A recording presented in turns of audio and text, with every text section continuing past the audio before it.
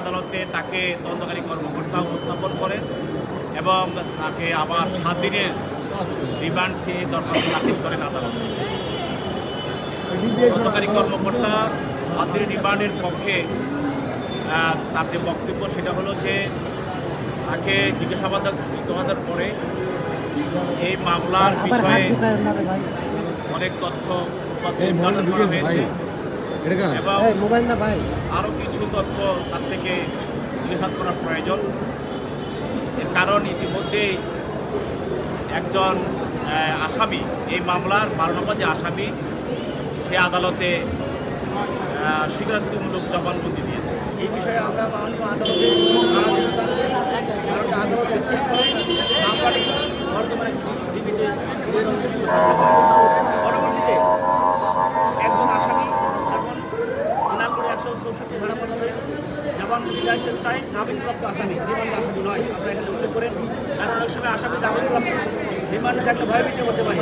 জামিনপ্রাপ্ত আসামি স্ব ইচ্ছায় সে তার নিজের বিবেকের তাড়নায় সে এই মামলা চক্রের বিরুদ্ধে সে মাননীয় আদালতে সে তার জবানবন্দি প্রদান করে। জবানবন্দি প্রদানে এখানে অনেক আসামির আরও নাম আসে, যেটাকে আমরা 164 জবানবন্দি বলি। এই জবানবন্দিতে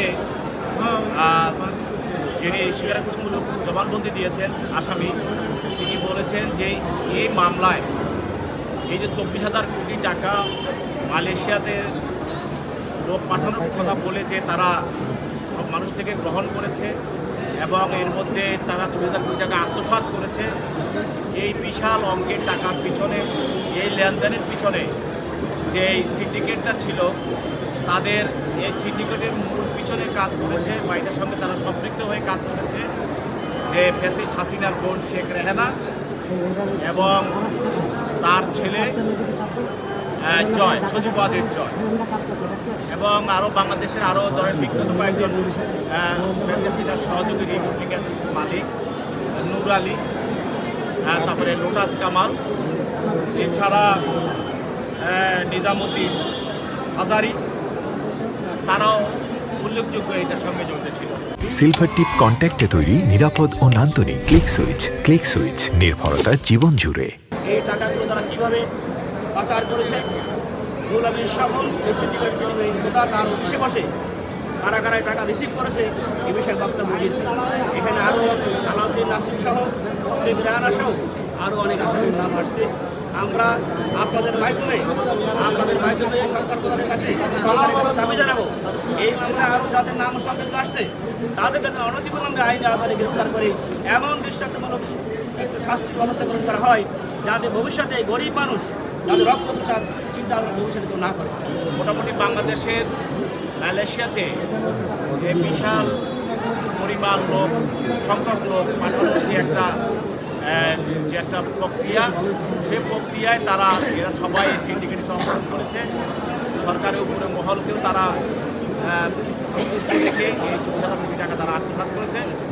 পরিণামে এক সময় গিয়ে এগুলি জানাজানি হওয়ার পরে এক সময় মালয়েশিয়াতে আমাদের শ্রমবাজার বন্ধ হয়ে গিয়েছিল কয়েক মাসের জন্য, এটা আপনারা জানেন।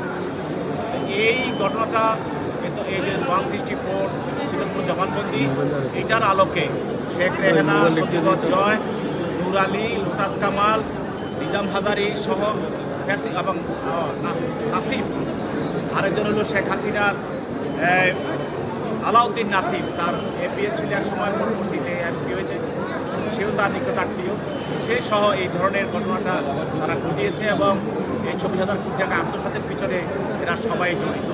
অতএব তাদেরকে আরও বিশদভাবে তাকে জেল করার জন্য 7 দিনের রিমান্ড প্রার্থনা করেন।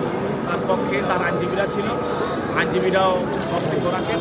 উভয়ের বক্তব্য শোনার পর বিজ্ঞ আদালত 6 দিনের রিমান্ড মঞ্জুর করে তাকে অধিগত জিজ্ঞাসাবাদ করার জন্য তদন্তকারী কর্মকর্তার কাছে